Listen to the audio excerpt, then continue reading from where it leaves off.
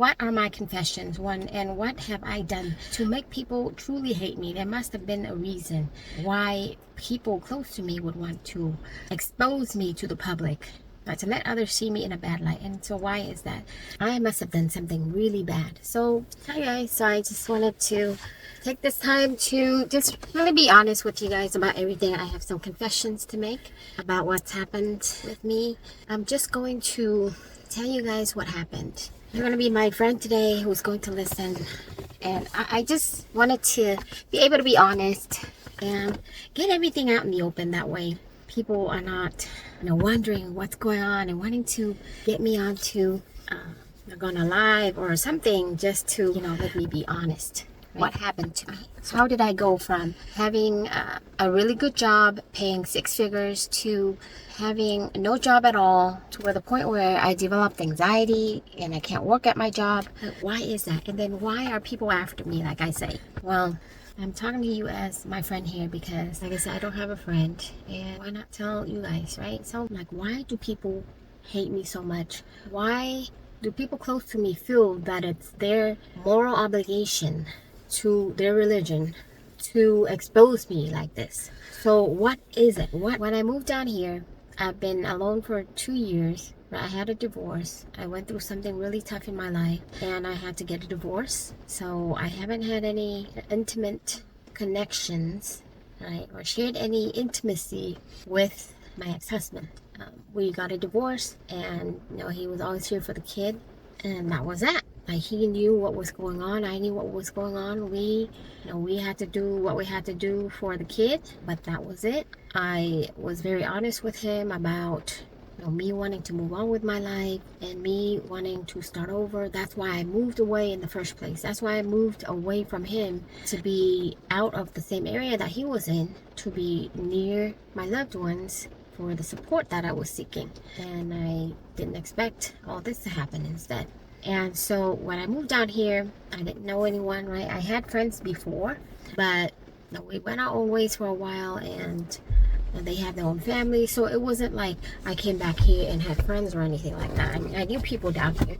Some friends would still visit me, like from LA or from Westminster in the area, that knew that I moved back, and so they would go and hang out with me once in a while. So I had friends, and I also had a friend up north that would come visit me down here, but that was it. Like, I didn't really it wasn't like where I had friends that would see me every day. Like, if you grew up in this town and you stayed here and you still know the same people, of course you're gonna go hang out with the same people, right? Come over each other's houses. It wasn't like that for me because I've been gone for a long time, like for 10 years. So when I came down here, I got a job and I just focused on working, trying to deal with all the changes here. The traffic's different, trying to rush my son to the daycare before I go to work. Everything just happened so fast. I was just so stressed out. I was seriously lost. And on top of that, I was seeking for a way to make more time because I felt like I didn't have enough time. I was stuck in traffic. I had to get my son, to the daycare and then get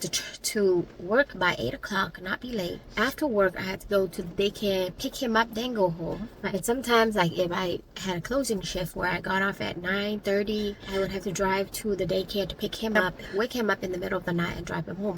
So it was really stressful for me. Like, I didn't have a person that could help me. Like, I didn't have a partner there to help me pick up the kid and drop him off, right? Like, with other couples, they can take turns. I didn't get that luxury. So I really needed people close to me to help me with that. So of course I would ask them to pick up my son whenever, like, if I knew I was going to be late, I would have to ask them. But this whole time I didn't know all the other stuff that was happening behind the scenes. So then all of a sudden, like, all this time I've been lonely and stuff, and I resented my ex-husband because of what happened, right? And I can't go into the details of what happened, but essentially something happened to where I had to get a divorce, and I wanted to start over. I didn't want to deal with that anymore, and I felt like he was to blame for everything. So I hated him. Honestly, I hated him, and I wanted to move and get away and be close to other people instead, other ones close to me. So I moved down here. Of course, this was a town I grew up in. Of course, and I had friends here already.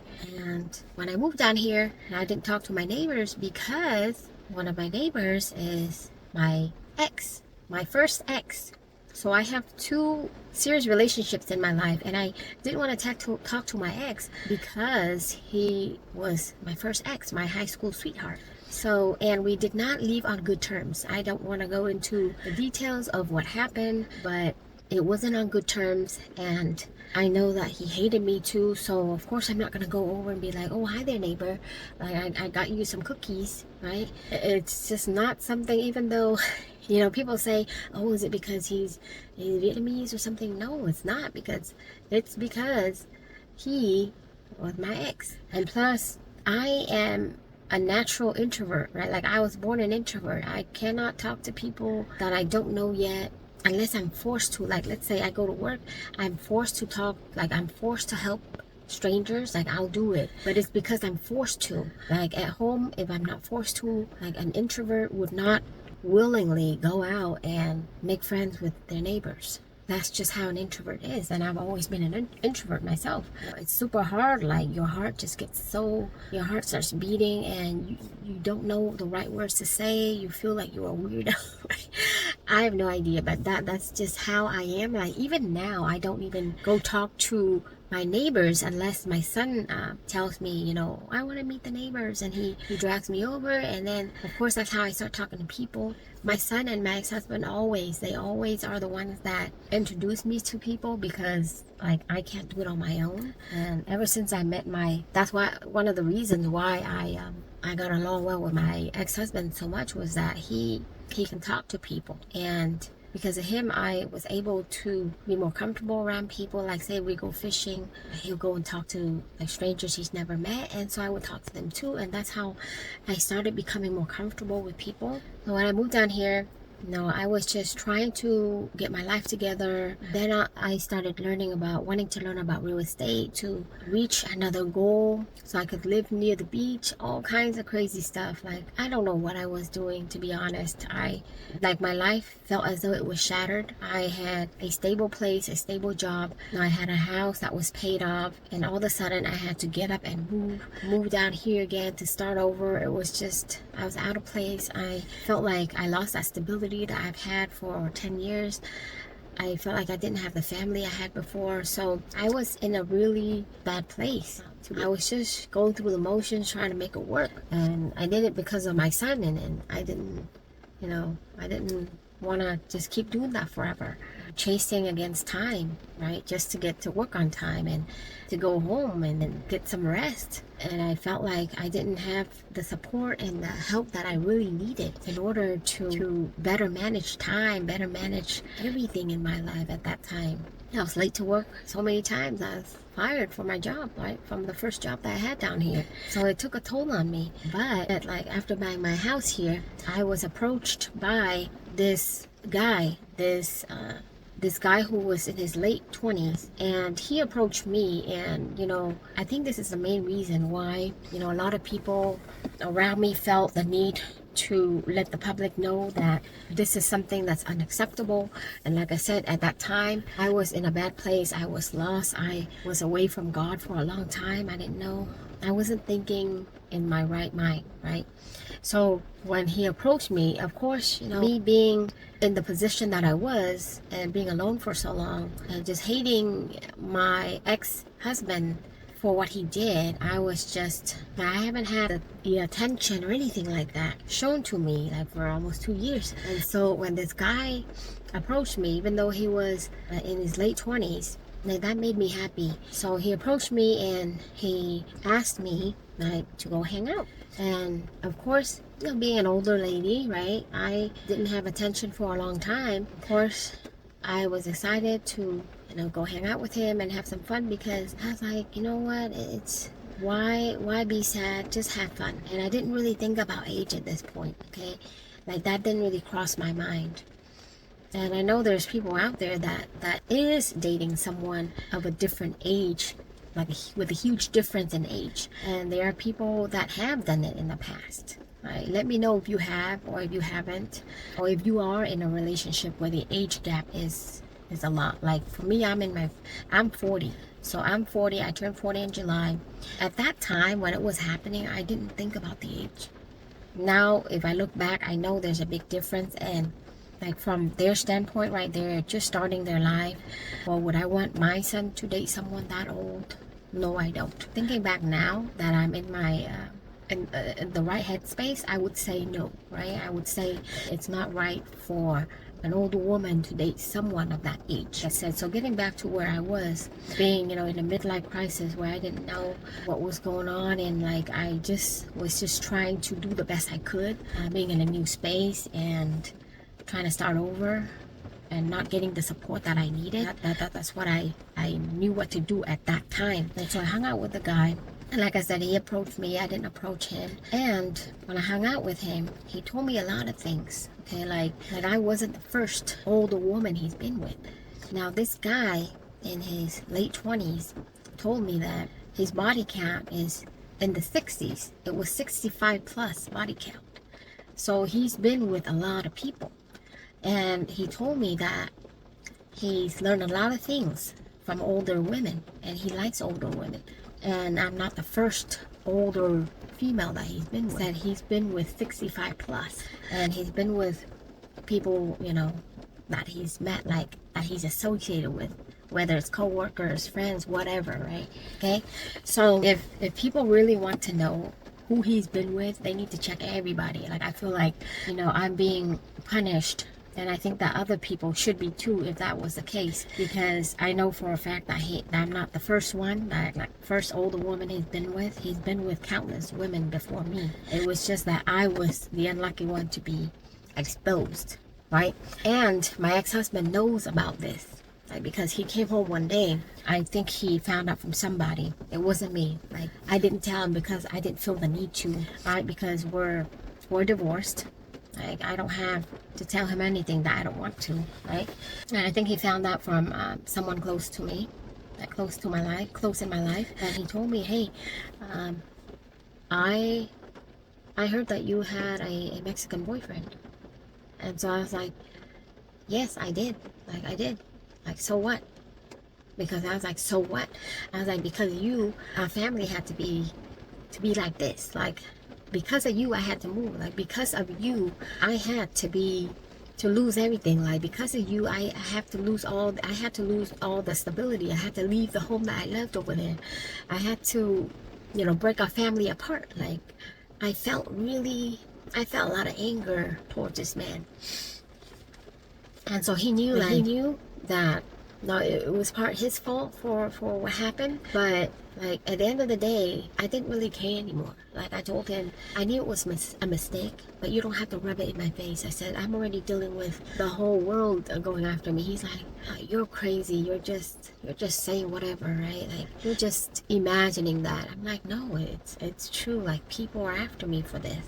And you don't have to stay with me, okay? Like I said, you don't have to stay, and just leave me and my son, and you can leave me and my son, and we'll be okay. Like, do whatever makes you happy. Do whatever you have to do. Because I knew that at that point, like when he told me that, there's no point in lying about it, right? I mean, it happened. I just have to tell him the truth. And plus, he already knew, so what's the point of denying it? He's the type of guy where he doesn't like to talk much. Like if he knows, and he decides what he decides. That's it. Like I can't really do anything. At this point, I can't really beg him for his forgiveness or anything like that, because I knew that he always wanted to be with me, and no matter what I did, like I said, I got a divorce. I wanted to move on. I moved away. He still wanted to keep the family together. He still followed us wherever we went. I said I asked people around me to help me, like, get rid of him from my life, but he wouldn't leave because he wanted to still be there for us no matter what. And he's been the one that's been supporting us, paying for everything, paying for this house that we live in now that I can't afford. He's been, taking care of everything. Like, I can't pay for anything at this point because I can't work. I have anxiety. I don't trust people after what happened. But I understand that, the people around me and the community, they're doing this for a good reason. As an example for others to show people that, family is very important, right? In order to have a strong community, it's all about family. The family unit is where it starts. Like, you have to have a strong family.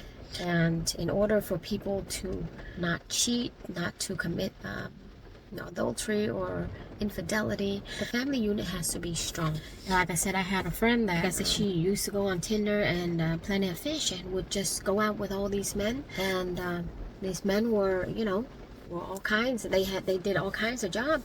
They worked for the government. They worked regular jobs. It was any type of man, a regular Joe. And they were meeting her.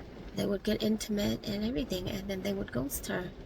And they were cheating on their wives. Later, she found out that they had wives all along. And so I know that there are a lot of people that do this, and I'm not like the only person that's ever, been with someone that's younger than them, right? And in my case, I'm a divorced woman. It's not like I cheated or anything like that. I'm a divorced woman. I have a right to move on, but was it right for me to go with someone younger? No, it's not. I'm not proud of it, but I am taking steps to move in the right direction. Will I ever do it again? No, I would never do it again, because it's not worth it. Right? It's not something that anyone should do. People say, sometimes it's true love, right? And age doesn't matter, but it really does matter, because you're in different stages of life. You don't understand what each other go through. Most guys, the younger one is just looking for experience and for that physical gratification versus a real relationship. Like, you can't really have a real relationship. There's going to be trouble down the road if you think about it. Like, it's not going to match up. And I know that you might know somebody, even your parents or something, that are of different age. Like my own parents, they're 5 years apart. So why is it okay for an age gap of 5 years versus to be okay, like to be accepted in the public, versus a 10-year age gap versus 15, 20? It's just all in the name of what works.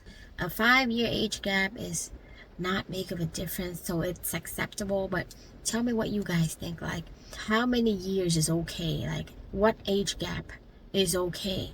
5 or less? 5 years or less? 10, 15, 20? Like, what makes it okay, or what makes it more compatible for people to be able to get married, to be able to date with an age gap or an age difference? So yeah, this is part of me being honest. And this whole thing, I never thought that my mistakes would be broadcast or anything like that. I hope that you guys don't have to go through the same thing, because it's not something you want the whole world to know about, right? People make mistakes, and a lot of people around me in my life make mistakes.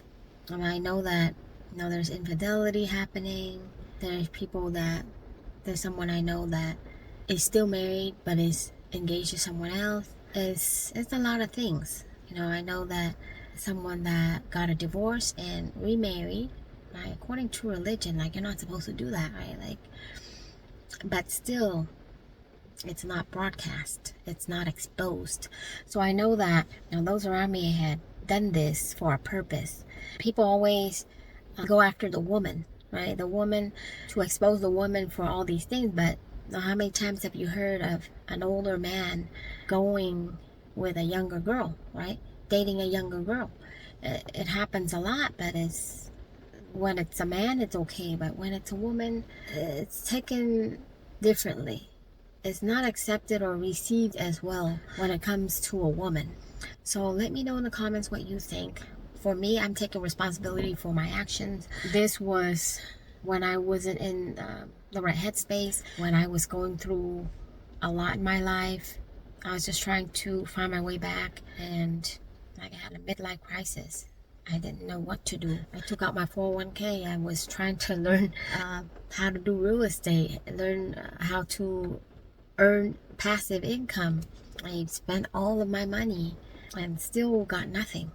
Like, I still have nothing. I didn't earn anything yet I lost everything. I didn't even save for my son's tuition. Like, at least, right, if I was in my right headspace, I would have at least put away money for his tuition if I was thinking correctly. But yeah, we live, we learn, and we move on. And if you're out there and you're a younger person, you like older women or you like older men, just take it from me, it's not worth it. At that time, if you're in your 20s, your late 20s, just focus on your future. Just focus on achieving your goals and living your life. Hang out with people of your same age, of the same age group as you, is the best thing you can do, because you don't know, like, whoever you're hanging out with has a family that they should be worried about. Some men might have a wife that they're leaving to go spend time with you, that they have a family they need to work on and need to get back to. Same thing with women, right? If you're a young lady and there's a man approaching you, of course, sometimes when you're just feeling lonely and you need that support and you feel like, you know what, like, I'm falling in love with that man or whatever, just know that he might have a wife and kids out there. You never know. You don't want any baggage, to be honest. Just focus on your life, live your life. They have already walked your path. They've already spent their 20s. You don't want to waste it on somebody who is like so much older than you, who is not going to understand the type of things you're going through. And somewhere along the road, like, you guys are going to have conflict. Like I said, if they're still with their, like, if they have a wife or a husband, it's going to cause a family to be broken, and you don't want that. Just focus on what you have to do in life and building the life that you want to create for yourself. Don't get caught up in all of the baggage or another person's life they've already built without you. So you don't want to be inserted into chaos. And I was in a bad space, and for me to make that type of decision, I have to be in a bad space to make that type of decision, to be with someone not of my age group. So take it from me, it's not worth it. Put in the comments what you guys think about people dating out of their age group, and how much older or younger is okay, in terms of, like, is okay to be morally accepted as partners, right? So let me know if you're dating someone younger or older. Let me know as well. I hope that now this shed some light out there, and I know that at my age here, I need to focus on my son and my ex-husband. He is taking care of everything. I don't know where life is going to take me, but I'm going to just focus on what's important and having the right priorities from now on, not to be worried about other things besides building what's best for my kid, right? Building the life that I need to build and the environment I need to build for my kid. That's all that matters to me right now. I hope that you don't make any decisions when you're in a bad space in life. Just make sure you think it over. Always talk to other people, get their insights, get their advice from someone someone you trust. And these people around me, they knew what was happening, but instead of giving me advice and saying, like, hey, you know what, I don't think you should be dating or you should be getting to know him at all, like, they didn't tell me that. They let it happen so then they could expose it to the public. They were actually saying, one person actually said, oh, like, I'm so glad that you're happy, and I haven't seen you this happy. So, like, they were actually, like, encouraging me to keep spending time with this guy, when the whole time they were just doing it so that they could expose me. That get advice from someone that you trust, that's in the right headspace, to tell you, like someone you look up to tell you if this is a good idea or not. Because when I was going through what I was going through, I was not in the right headspace to be making relationship decisions or any type of like financial decisions or relationship decisions or anything like that. This is part of me just being honest and letting you guys know what's going on, and this is how I plan to move forward. So take care, and I hope to see you guys later. Bye bye.